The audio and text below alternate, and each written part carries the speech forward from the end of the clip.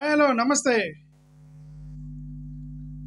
గౌరవ ముఖ్యమంత్రి చంద్రబాబు నాయుడు గారు అదానీ మీద కొన్ని కామెంట్లు చేయడం జరిగింది.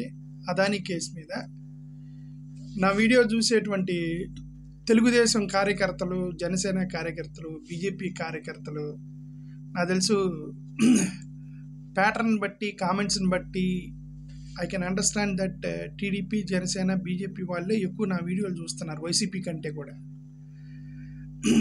ఎందుకో మరి ఐ కెన్ అండర్స్టాండ్.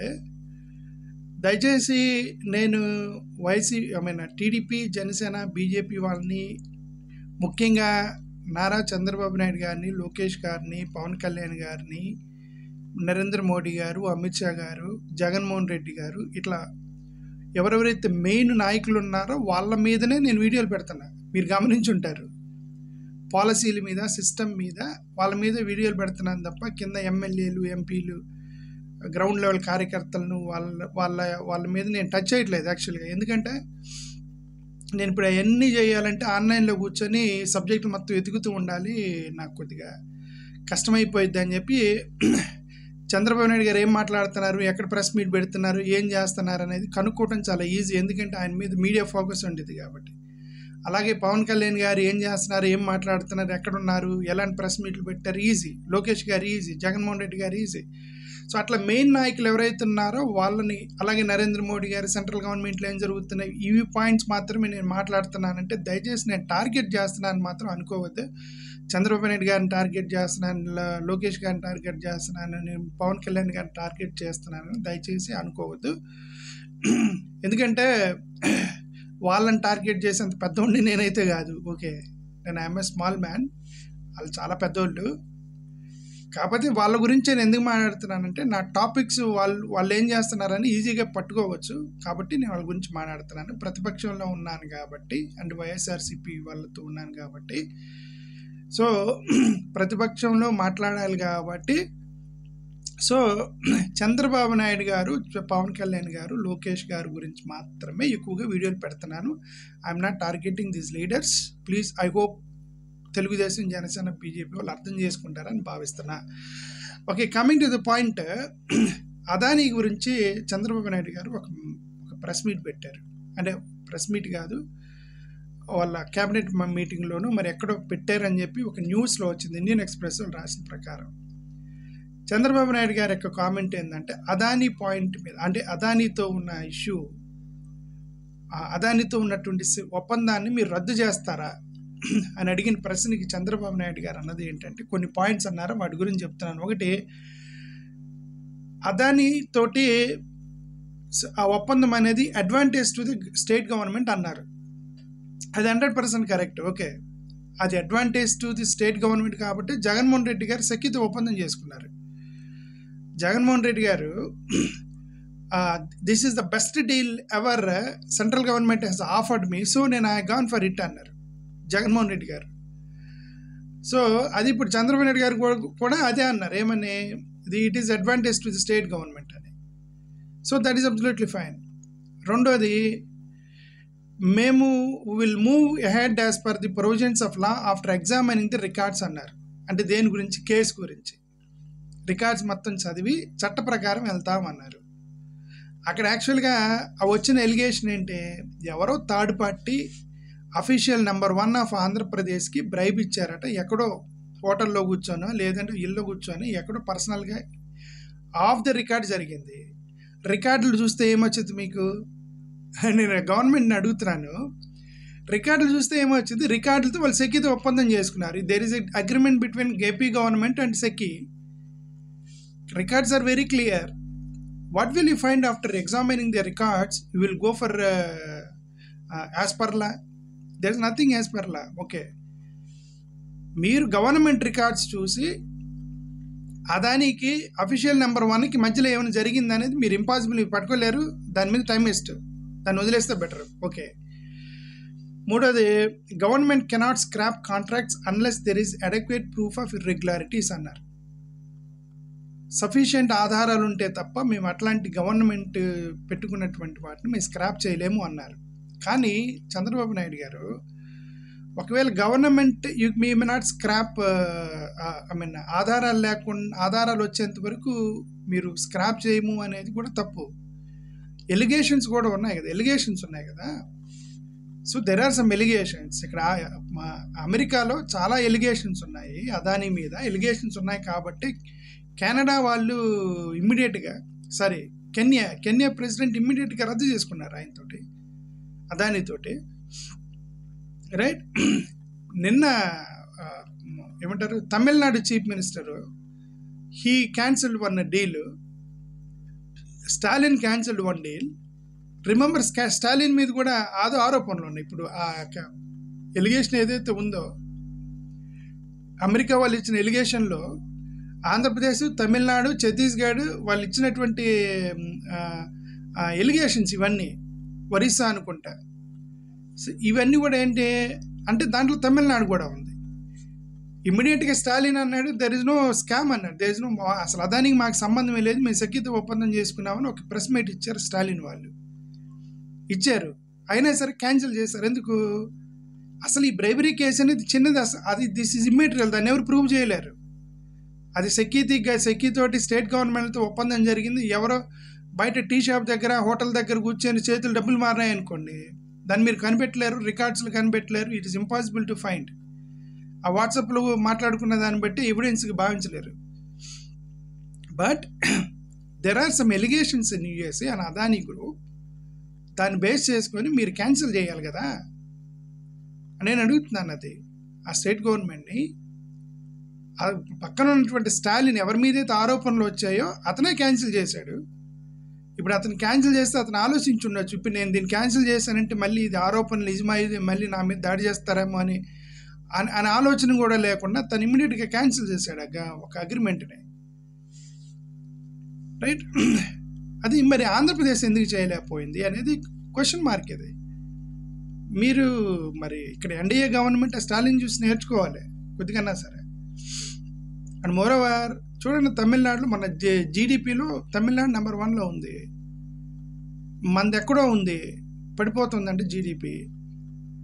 నిన్న ఒక చూసాము జిఎస్టీ కలెక్షన్స్, అక్కడ 10-11% పెరిగితే మన -6% ఉంది. మోరోవర్ మన రాష్ట్రం అంతా పోయి సెంట్రల్ గవర్నమెంట్ తోటి రాసి పూసుకొని తిరుగుతున్నారు, మన రాష్ట్రం రాసి పూసుకొని తిరుగుతున్నారు. వాళ్ళు అసలు లెక్క చేయరు సెంట్రల్ గవర్నమెంట్, తమిళనాడు వాళ్ళు. అయినా సరే వాళ్ళ జీడిపి తగ్గట్లేదు, జిఎస్టీ తగ్గట్లేదు, అభివృద్ధి తగ్గట్లేదు. మరి then how they are developing we don't know. And moreover surprisingly కేంద్ర ప్రభుత్వం ఇచ్చేటువంటి అత్యధిక ఫండ్ తమిళనాడుకే పోతుందంట, ఆంధ్రప్రదేశ్ కంటే కూడా. ఆంధ్రప్రదేశ్ ప్రభుత్వాలు కేంద్ర ప్రభుత్వంతో మీరు అణిగి వాళ్ళు చెప్పినట్టు చేసుకుంటూ పోతుంటే మిమ్మల్ని తొక్కుతున్నారని నా అనుమానం. వాళ్ళలాగా ధైర్యంగా ఎదిరిస్తేనే మీకు ఫండింగ్ వచ్చేది. మీరు అక్కడికి వెళ్ళి చేతులు కట్టుకొని తిరుగుతున్నారు, వాళ్ళ ఫండ్ కూడా ఇట్లా మీకు అని నా అనుమానం అంతే. Okay, maybe right, may not be wrong. So నీ అజంప్షన్. సో ఇంకోటి ఏమన్నారు, we have to pay high penalties if we scrap the contracts unless there is clear proof. Penalty కట్టాలట కాంట్రాక్ట్ క్యాన్సిల్ చేస్తే. ఒక్కోసారి reputation is more important than penalties. Penalty కట్టైనా సరే reputation పోతుంది. వీళ్ళు ఇప్పుడు మీ మీద ఎంత చెడ్డ పేరు, అదాని కాబట్టి ఏం చేయలేకపోతున్నారు, అదానిని కదిలించలేరు, బీజేపీకి వ్యతిరేకంగా పోయేటువంటి ధైర్యం తెలుగుదేశం ఎన్డీఏ గవర్నమెంట్కి లేదు అని చెప్పి ప్రజలు మొత్తం అనుకుంటున్నారు. మరి ఆ రెప్యుటేషన్ పోయింది, మీకు ఆ పరుగు పోయింది, దాని మీద డబ్బులే ముఖ్యం అనుకుంటే ఇంక మరి అంతే పోవటం అంతే. ప్రజలు అనుకుంటారు ఇప్పుడు లేదు అదాని ఏం చేయలేక సైలెంట్ కూర్చొని ఏదో కథలు చెప్తున్నారు వీళ్ళు అని చెప్పేసి అనుకుంటున్నారు ప్రజలు. మీరు it's reputation is most important. November 22, Naidu had said this government was in position of the US in reports. Action will be taken to regulate their fund. అదే November 22వ తారీఖున చంద్రబాబు నాయుడు గారు ఏమన్నారు, November 22 మా దగ్గర అన్ని డాక్యుమెంట్స్ ఉన్నాయి, దాని మీద పేపర్ అంతా వచ్చేసింది మా దగ్గరికి, మేము ఇర్రెగ్యులారిటీస్ ఏమైనా ఉన్నాయేమో మేము కనుక్కొని యాక్షన్ తీసుకుంటాం అంటున్నారు. నేను అదే ఏంటంటే గవర్నమెంట్ రికార్డ్స్లో మీరు పట్టుకోలేరు.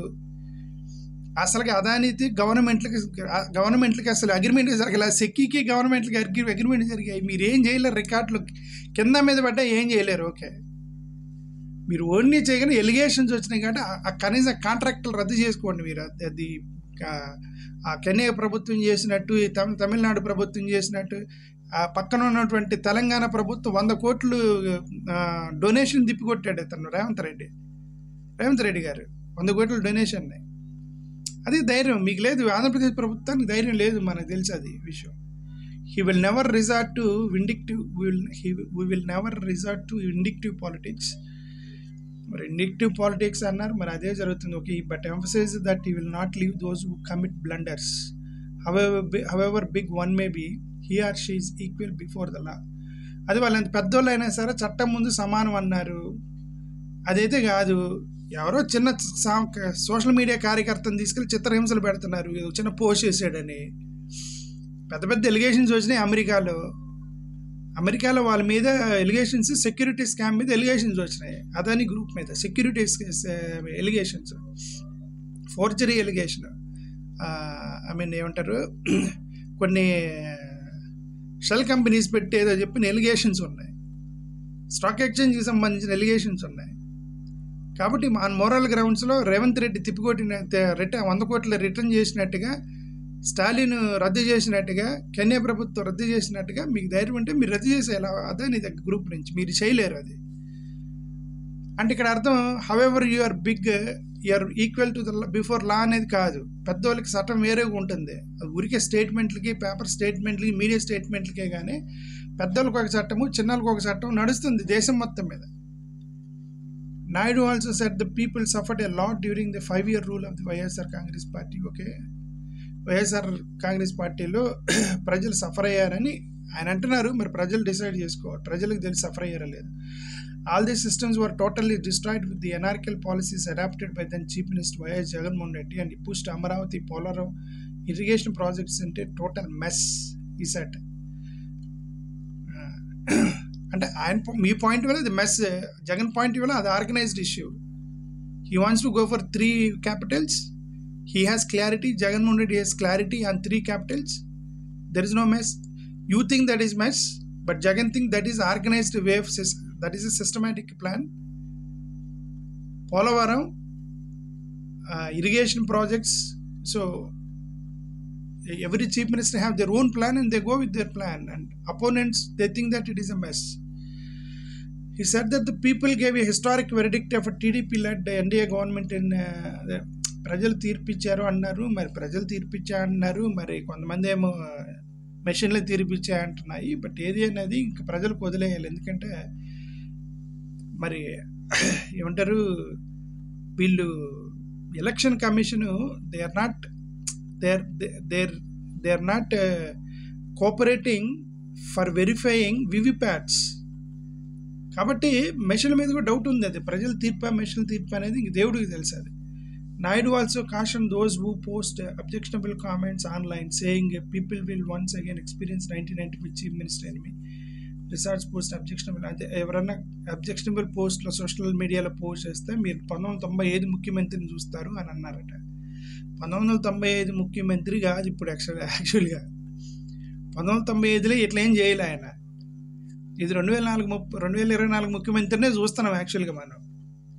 ఇట్లా మరీ ఈ విధంగా టార్గెట్ చేసి అపోనెంట్ వాళ్ళని, సోషల్ మీడియా వాళ్ళని తీసుకెళ్ళి లోపల పెట్టేసి కుమ్మి పడేసి, పోలీసులే వచ్చి కిడ్నాప్ చేసి, పోలీసుల డ్రెస్లో కొంతమంది వచ్చి కిడ్నాప్ చేసి వైఎస్ఆర్సీపీ కార్యకర్తలని, ఇదంతా 1995 చేయలే, చేశారు. Okay, so this is all about Adani issue. And once again I'm saying that as YSRCP side అంటే డెమోక్రటిక్ ప్రాసెస్లో ప్రభుత్వ తప్పులు మాట్లాడతామే తప్ప we are not targeting anybody. Thank you.